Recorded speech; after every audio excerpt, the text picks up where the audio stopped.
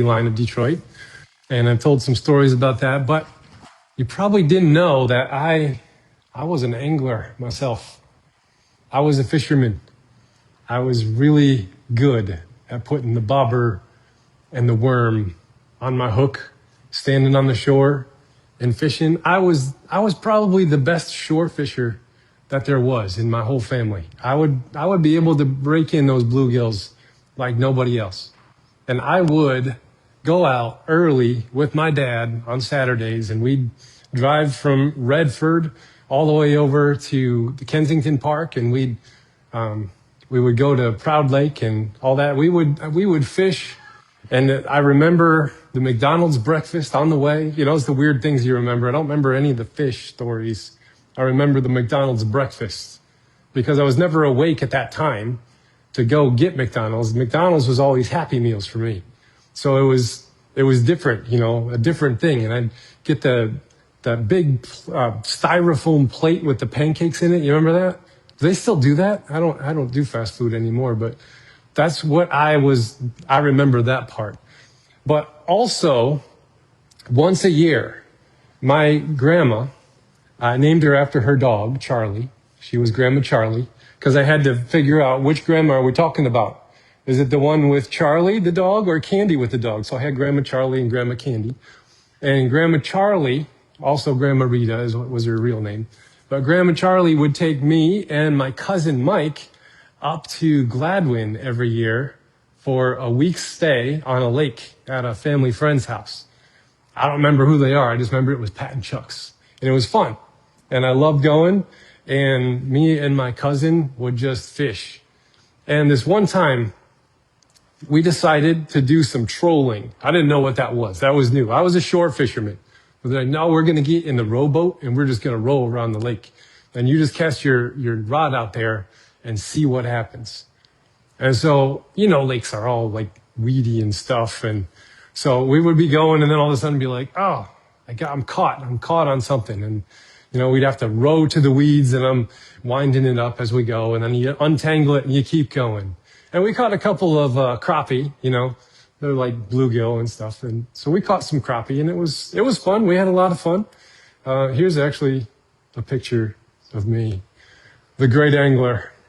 My cousin actually just sent me these pictures. So that was me after I shaved yesterday. No, that's what I look like when I shave.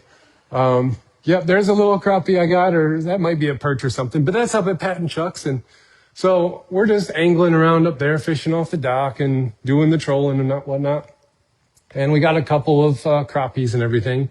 And then all of a sudden it was like, oh, we're caught on a weed again. What are we going to do? Caught on a weed. It's like, well, go back to the weed and I'll start reeling it in as we go. And then all of a sudden this fish jumps out of the water. And I'm like, that's not a weed, that's a fish. Now, I'm a 10-year-old seeing a fish like leap out of the water like that. And I'm like, this is like what they do on TV. This is great. So we're reeling it in, and I can't pull on it because the guy is just so big. And we ended up getting all the way there, and we pull him into the boat, and he's the biggest crappie I've ever seen in my life. A lot of people have fish stories, and they like magnify the fish stories, and you're like, yeah, but how big was it really? I actually have a picture. That guy was huge. So that was the crappie I caught. Looks like a bass. I don't know how, we didn't weigh it. I didn't have any like weights or anything. Normally they're the size of bluegill and whatnot, but he's just huge fish. And all the neighbors were coming by to see how big this fish was. And we put him on that, you know, the gill hooks and whatnot. You can carry around a whole bunch of fish by their gills and whatnot. And I left it in the water so that it wouldn't, die totally. And I came back the next day and some turtle like ate all the fish and they were gone. So I did get some pictures of it before, the turtle stole them from me, the jerk. But when I think of fishing and when I think of boats, I have this recreational view of it. I have McDonald's breakfast and Pat and Chuck's house and Proud Lake and my dad and bobbers and hooks and worms and all that kind of stuff and hobbyist fishing, you know, weekend warrior kind of stuff. The more serious fishermen, the more expensive the gear, they get up there with boats and trolling motors and tackles and stuff like that. Some are just like pole and bobber fishers, and that's fine. They do it from shore. Some fly fish in a stream. Some have this, large, huge bass boats, and they got to catch those fish because they're fast, I guess. I'm not sure, but, they cruise across the lakes.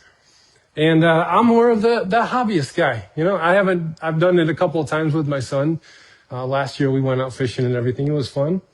But I have these memories, summarizing those, camping trips. And we go out to Canada, and there was my great-grandfather, Grandpa Zoller, had a cottage up there, and there was a pond at the end of the drive, and I'd walk down there and I'd fish at the pond by myself and all that kind of stuff. So when we hear that Jesus is hanging out with fishermen, like my immediate response is to think of all of these things, tackle boxes and, hobbyists and recreationists and having fun out on the lake and all that kind of stuff. And that's actually not what it is at all. They're not hobbyists out there just trying to catch a fish for fun. It's their occupation, and it's what they do for a living. So when we talk about fishing and boats and by the Sea of Galilee and all this kind of stuff, I gotta exit my brain from that hobbyist fishing thing, and I gotta jump into more of commercial fishers on coastal towns. Like those cool UK detective videos or doctor shows, and they're on coastal cities and they're quirky personalities and all that kind of stuff. You got to think more of like commercial fishermen that live on coastal towns, like Maine lobster fishers or oyster fishermen, or, down in Florida, you got the people. I don't know what they do down there. I don't know. They catch fish with things, I think.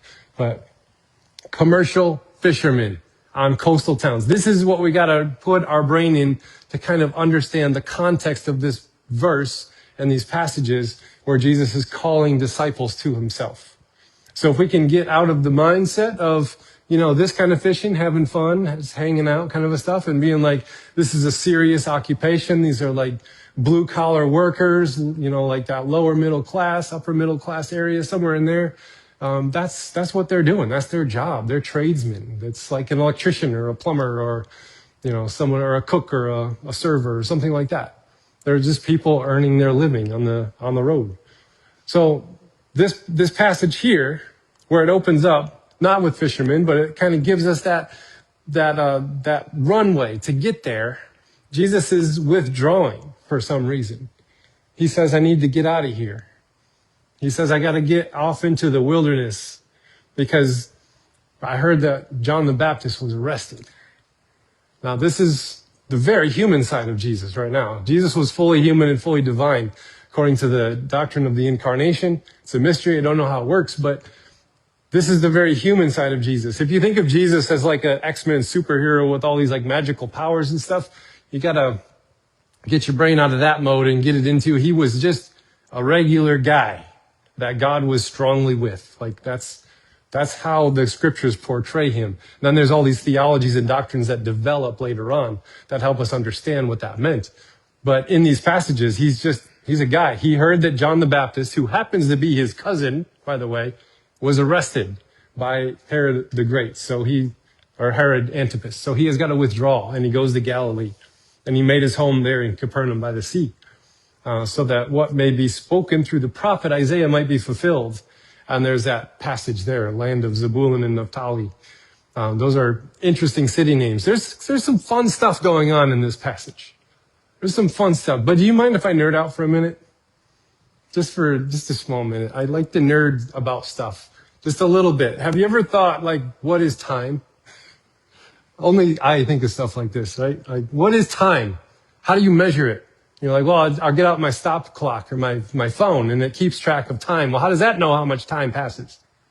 And the interesting thing about time is that early in human civilization, the sun and moon was the primary clock and calendar.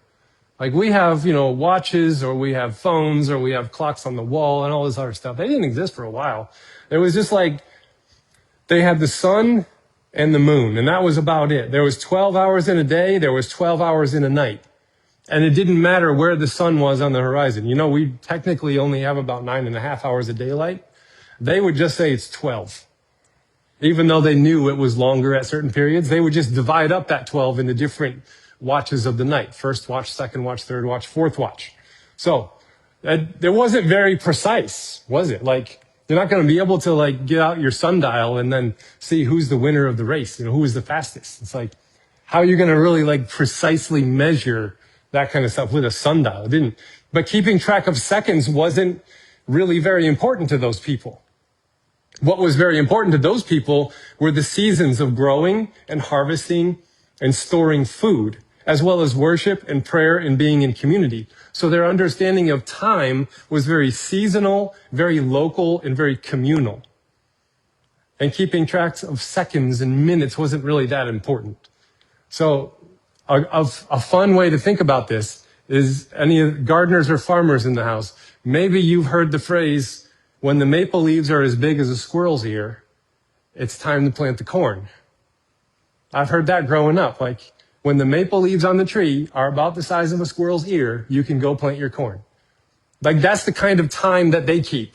It's not like, well, on April 13th, as long as, you know, at 4:32 p.m., you can start planting the corn. It's like, no, let's go look at it's very seasonal understanding of time. Go look at the trees. What do the leaves look like? Is it ready yet? But precision in timekeeping was not necessity. Rhythm was. They had to know, when is it safe to plant? When should we be harvesting? When should we be storing? When should we be hibernating? Like, when it's 25 below zero outside, a great time to hibernate. Time was not really that precise. It didn't matter if it had precision. But as we expanded, precision became more necessary. And minutes and seconds were more like, astronomers used minutes and seconds because they wanted to like clock how the stars moved. And minutes and seconds were not something that you really like watched and like kept track of. It was more of mathematical theory for a long time. But it was only for nerds. It was still very, rhythm was more important than precision. But then in the 1600s, as humans were navigating oceans, and seconds are mattering more because you don't want to wind up off course by miles because you missed something by a few seconds. So the expansion of human empires with coordinated militaries, with trade routes, that required more precision than moon cycles are going to show. More precision than just kind of like, well, the sun rises and sets kind of a thing. And then the 19th century rolls around and the railroads are coming to town. And you got to know, like, what time does the railroad come into town? All of a sudden, minutes and seconds become even more important. And so precision starts to be more important because you got to know when it's going to depart, when it's going to arrive. If you want to visit the family, you can't be late for your train. It's not their clock. Like a system of gears was then invented. And they're like, we got to know, like, precision, how to keep time, how to keep track. And we got to make sure that we're keeping the same time as other folks around the country that we're connected to with all of these rail systems. But still, that was not precise enough for science when milliseconds became important in the 1950s. When they're trying to measure down to the millisecond and sometimes even nanosecond for their scientific experiments, precision became very essential. So in 1955, this guy named Louis Ascend, he developed an atomic clock for microsecond accuracy that was needed for experiments and spaceflight and satellite orbits and all that kind of stuff. Like, that was really, and that atomic clocks, they don't measure the time based on where we're at around the sun or how the sun rises in. It's like vibrating atoms. How fast does a atom vibrate between, one another? And I don't know all the science of that, but it doesn't change. And so atomic clocks are the most precise clocks in the world because that vibration of atoms doesn't change. So astronomical time, actually, the time that we use, like the sun, it needs adjustment every year. Ever heard of a leap year?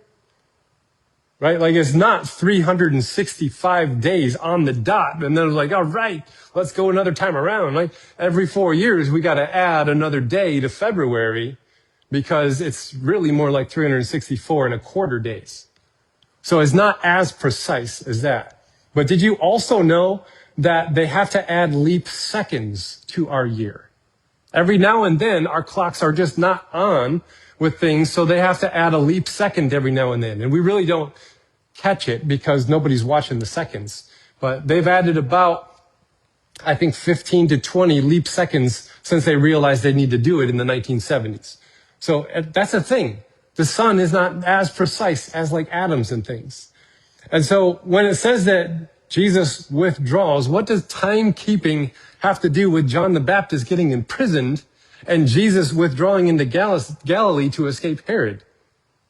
What in the world does time have to do with that? Time is a system, right? We create a system to keep time so that we know when does church start?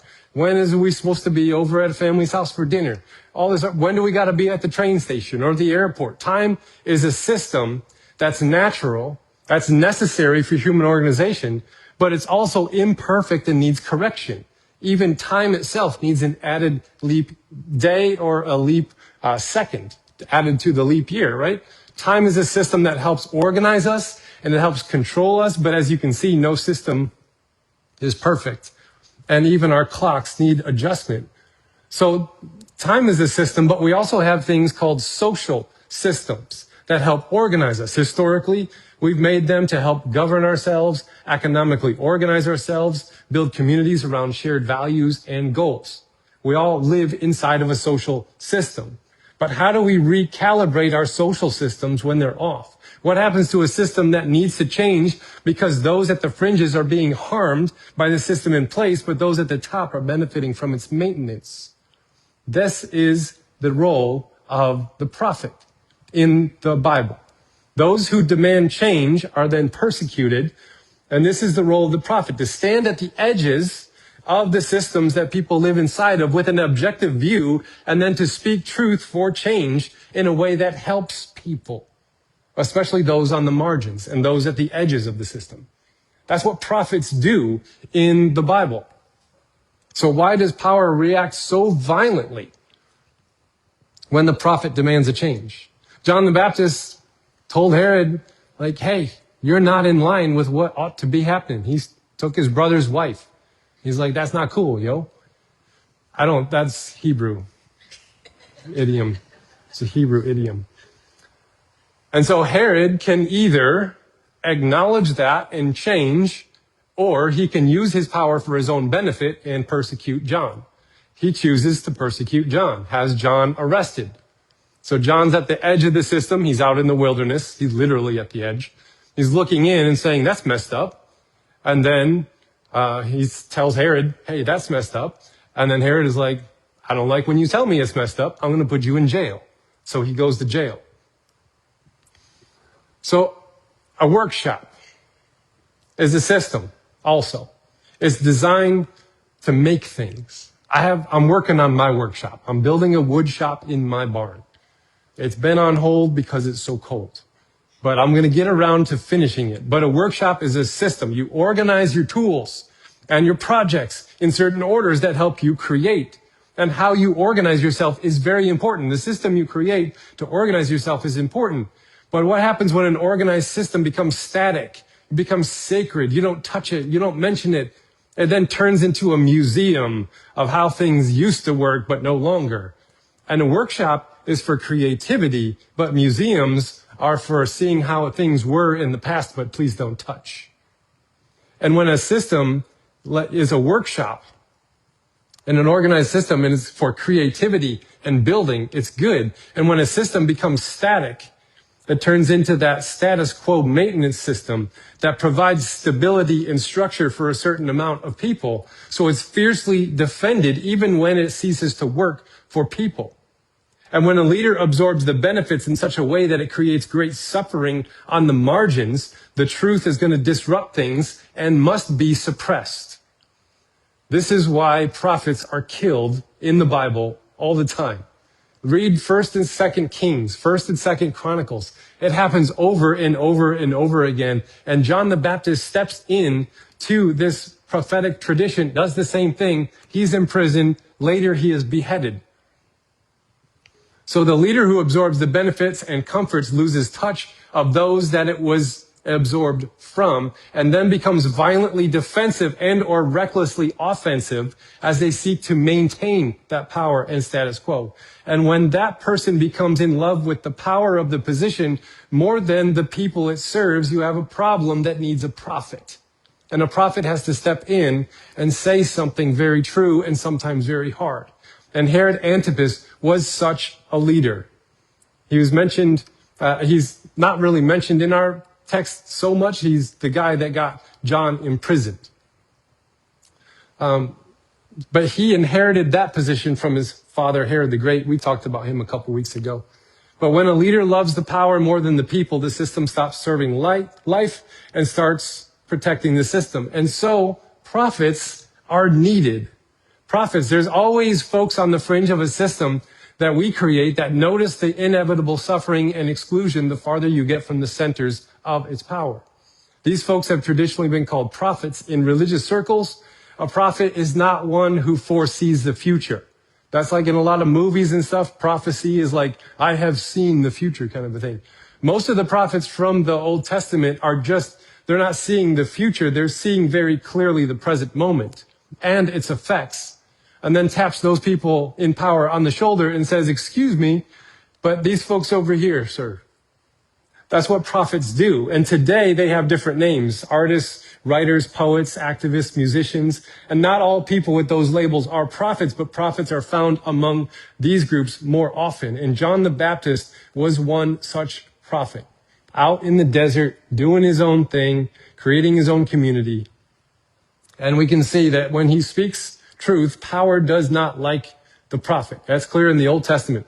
A king would establish actual prophets who would tell him all he wanted to hear, and then exile or kill the ones who spoke the truth. Those are called the false prophets in book of 1st, 2nd Kings and Chronicles, and sometimes Samuel's. The king would say, I don't want to hear the truth. I want to have all these prophets here. You'll come in, you'll be my homeboys, and you just tell me I'm doing great stuff. And don't tell me anything else. That's your job. Just tell me I'm doing it great, and don't say anything else. That was the job of the false prophet. And God doesn't like them very much because they tell lies. And so this King Herod, he has John silenced in order to maintain his own power. John was a victim of this dynamic in our passage, the dynamic between a system that is not serving the people. He then calls it out and then is imprisoned. That system is on replay throughout all of human history. But Herod uses his power to pursue John and imprison him. And our text says, when Jesus heard that John had been arrested, he withdrew to Galilee. Now, Jesus doesn't go right up to Herod, look him in the eye and say, I'm about to knock you silly, man, like get in line. He actually just withdraws. He moves away. And that move that he does isn't just a geographical move. He's actually doing something very strategic. He withdraws from where Herod Antipas has a lot of say and power over him to a place where he has less say and power over him. And he withdraws not to hide, not to be safe. He withdraws to gather something. He's going to start a different movement. He knows that God's light is like the stars. They're like steady, they're consistent, they're beautiful. But man, if you go into downtown Lansing and look at the sky, you're not going to see that many. Because the centers of human power centers, they have so much artificial light that you can't see the natural beauty of the sky. But then you get to a dark park or your backyard out in the country or somewhere else, and you can see the stars and they're beautiful. And the light that humans create, like it's functional, it works, but it hides the true light of God oftentimes. And so Jesus withdraws here, not to retreat and say, I'm in trouble, I better hide. He withdraws to do something different, to then gather together a group of people called some fishermen. Jesus takes off from Nazareth. He heads to Galilee and finds refuge on the north side of the Sea of Galilee in Capernaum. And it mentions this geography not for geography's sake, but for theological and narrative sakes. The two towns mentioned here, Zebulun and Naphtali. I have no idea if that's how you pronounce it. I was just told to say it with confidence, and then people don't question it. So you hear me saying them, it's like, I don't know if that's what they're really called, But Zebulun and Naphtali, these are the names. They're not names of villains from Ghostbusters, by the way. They're just like, it's not like this. Sorry, that's a joke. There are two regions in the northwest Israel area with some really age-old history to it. So the story goes here, the story of these two towns is that King Solomon, like the king that inherited the kingdom from King David, who slayed Goliath. King Solomon, he was the one to build the temple. Now, other than that, it was just a big tent, and people worshiped in a tent. It was called the tabernacle. And Solomon's like, I'm building this great, big, massive brick temple. So that's what he wanted to do. So Solomon does that, and he gives these two towns, these two regions to Hiram, which was the king of Tyre, as a payment for labor and supplies that he sent that was used for the building of the great temple that replaced the tabernacle of Moses in the 900s or so. So he used labor and supplies from these areas and then gave these two towns to the king as a thank you. What's really interesting is that these people were outsiders called Gentiles. And these Gentiles were not allowed to worship in the temple because they weren't Hebrew people. And so Gentiles, outsiders, helped build the very worship center that defined who was in and who was out, who was clean and who was unclean, who was fit for worship, who was excluded, even though they themselves would not be included in the definitions of belonging to the system that they built themselves with their hands. Interesting history there, isn't it? Zebulun and Naphtali, the people who built the temple, but then were not allowed inside of it. The people who worked and bled and they worked hard, y'all, to build this thing. And then they're like, thank you very much. We'll give your king 2 cities as a thank you, and now you can go away. So they were merely used and discarded and given the door prize for participation, and that's it. And I find it interesting that these folks who are sitting in what's socially defined darkness of the day are the ones who are the outsiders that are now seeing the light. The land of Zebulun and Naphtali, you have seen a great light. This is really interesting that Matthew keeps doing this. Like kings from the east come and recognize the Christ child and say, this is the king. While all of Jerusalem is afraid that this king is born and might steal the throne from Herod. Insiders are afraid of God. Outsiders are coming to welcome him in. This is a pattern that we see in Matthew over and over and over again. And so I find it interesting that those who are in darkness, being labeled outsiders, is where God's light starts to shine. Not the holy temple, not the professional priests, not the established king, not the educated scribes, not the aristocratic Sadducees, not the moralistic Pharisees, not the zealots who love war, not the ascends who are out in their solitude. None of these socially defined as insiders is the source of the light.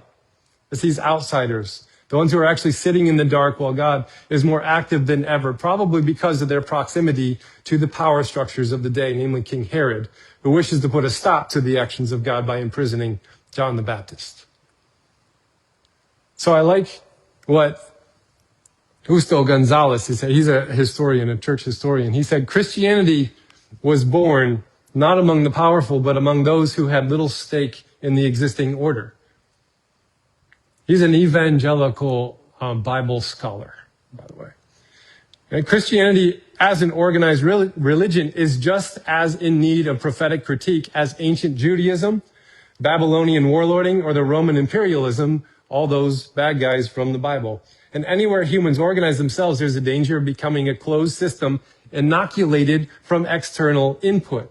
So truth is often found not in centers of power, but in the margins amongst the people, the neighborhoods, and communities that we live in. Historically, Christianity blossoms where folks have nothing left to lose. So God withdraws to the margins in this story to start a movement where despair has set in. So if you're feeling despair, if you're feeling apathy, fear, anxiety, anger, indignation, you're actually closer to seeing God's light than if you were in comfortable seats of power and palaces of influence. That's what this story tells me. When you are in that mode, Who you give permission to shape your imagination during those times is crucial. And we have to look to the prophets, not the propagandists.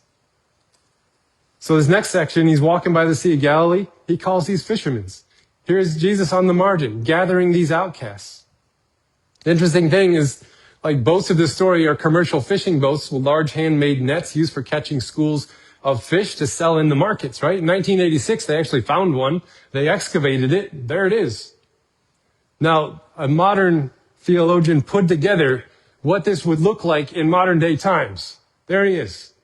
Wait, that's Tommy Boy. Never mind. Sorry. Let me get rid of that. There's what the boat would have looked like. Something along those lines. They're about the size of a small camper. So here is a boat that is not hobbyists, but professional working fishermen. Jesus calls professional working fishermen to come be his disciples. This is a grand reversal that just happened. This is a radical passage. A rabbi is supposed to sit back in his little comfy chair and say, all the students, come seek me out. And I'll choose you, and I'll choose you, and I'll choose you. The rest of you go away. Like, that's how it worked. And so you worked. If you dropped out of the system, if you weren't chosen, if you didn't make it all the way through the education place, then you would just then take up a trade like building or fishing or farming or weaving. So the fact that these disciples are fishermen tell us that they didn't make it far enough in their schooling to be a disciple. And here Jesus then goes out and he's like, I want to pick some working class folk. I don't want a bunch of people with a whole bunch of fancy information in their brains already. Like, I'm just going to pick some regular old Joes. Like, we're going to hang out. They just got enrolled into seminary is what we hear. Like, that's just what happened. So their father would not have, he was not going to look at them and be like, oh, these crazy kids, they're just leaving the family business and going off with this. Their father would have been like, holy smokes. I got to run back to tell the whole town about this. Like, my sons were just chosen to be disciples of a rabbi. And they would run back. But those who were told they were not good enough are now being bearers of a divine mission. It starts among the people of the margins, not the people at the top and at the center. That's where the movements happen. I like this. Jesus created a community defined not by blood or status, but by response to God's call. That's by E.P. Sanders, a historian. The fact that Jesus did something so radical shows that he is decentralizing the centers of power of his day. You're not in the club just mere because you have the right ethnicity or economic status or education level or religious affiliation or geographical location. None of that mattered to Jesus. There's just open invitation of participation. And the disciples said yes. The light was best seen in small communities of ordinary folks gathered around tables and not temples. And when the temple was destroyed in 70 AD, as Jesus predicted, there was already a new movement in motion called the church. We can see that story in the book of Acts. This movement, these verses are the first steps of that movement that happened. It says that he went through all of Galilee, teaching in their synagogues, proclaiming the good news of the kingdom, curing all these diseases and sicknesses amongst the people. And I don't know if you're like me, but I like to focus in on the action of healing here. And then I wonder, if that miraculous event still happens today. It's a modern question of an ancient text that's natural for us to ask. But before we get there, we need to ask, what's the author doing? Before we ask our modern questions of it, ask ourselves, what is the author trying to do and say?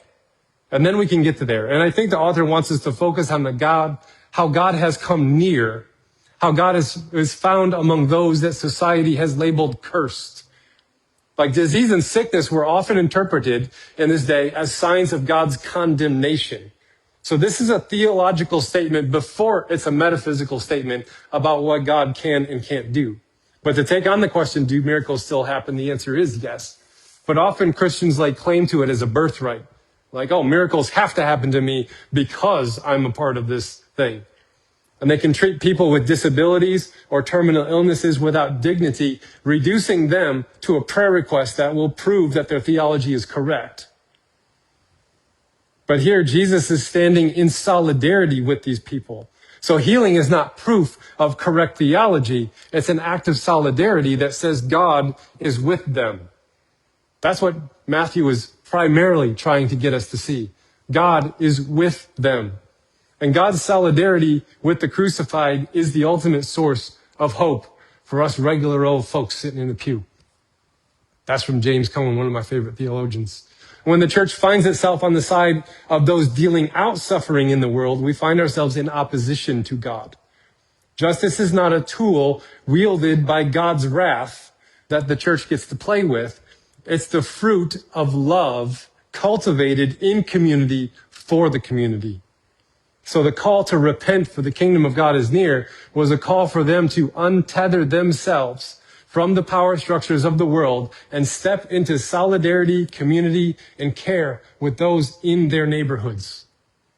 This light we cannot see can reshape our imagination, because what we imagine shapes how we hope. And what we hope for, who we hope in, and how we work to bring about that hope, it's the most important function of the mind, your imagination. So don't surrender that on over to worldly powers. Offer that imagination to God's love and put it to work here in this community. That's what we're trying to do. And that's why we taste a little bit different when you walk through the door of this church. So here's some questions to think about. What forms of darkness feel most present in your life right now? Where has survival become so important that you've stopped imagining transformation? If Jesus called you in the middle of your work, what would you be most afraid to leave unfinished? And here's a practice you can try, a spiritual practice. It's very simple. Before bed or before work, when it's dark outside, sit in a darkened room with a candle in silence. Don't try and make it do anything. Don't try and think about anything. Just sit in the darkness with a candle. That's it. Give it a try. Our benediction today is Psalm 27, retold by Malcolm Guite, and it says this: "Oh, let me see with his eyes from now on, whose gaze on beauty makes it beautiful, who looks us into love and looks upon his whole creation with a merciful and loving eye. My heart has said of him, seek out his face. I've sensed his bountiful presence shimmering behind the dim veil of things. That presence calls to me, calls me to tremble at the brink and rim of lived experience, and then to free myself of fear, to trust him, and to dive right off that brink into his mystery, into that deep and holy sea of love in which the living worlds all float and swim, to dare each moment's death that I might live." Psalm 27, retold by Malcolm Guite.